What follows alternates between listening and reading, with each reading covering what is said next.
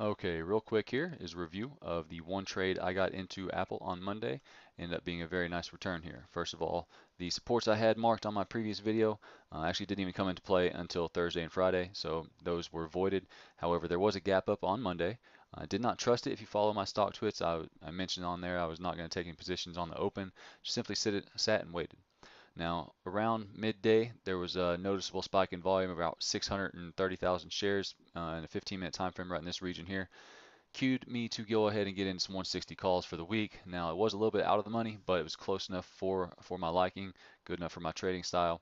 And my plan was to trade versus the opening range low, which held up very, very nicely all the way into the next day. Plan was to take 100% gain, ended up going all the way up there. Now, since I'm still traveling and I'm not actively trading, I simply put in my bracket order of buy here, stop here, and then a sell order at 100%. As it turned out, I was completely right. It just pays to have a plan. And I would suggest if you're following someone that just tells you buy and sell signals, ask them what their plan is if they can provide it to you. Now going forward here, I'm going to go ahead and look for three possible setups here on Monday.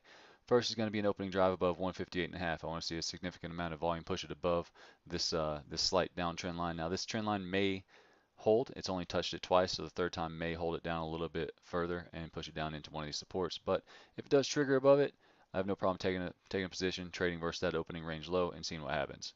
If I trigger into this, my target is going to be 162.5. Plan B and C are going to be pullbacks into support, which is first going to be 156, which coincides with the 21 period EMA over here, which at the moment it is 155.90.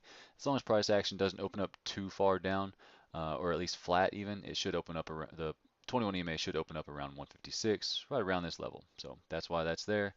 Next level down is simply going to be around the low of this previous sell-off day, was 154.5.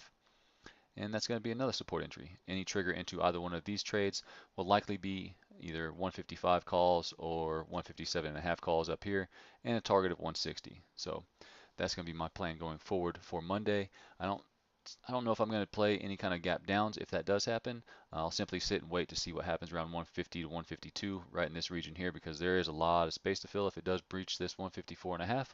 And this may have just been a technical 3-day trade right here, and maybe this is an island top forming, broadening wedge. Could possibly be a reversal, but only time will tell. This will be my plan for Monday going forward. Good luck.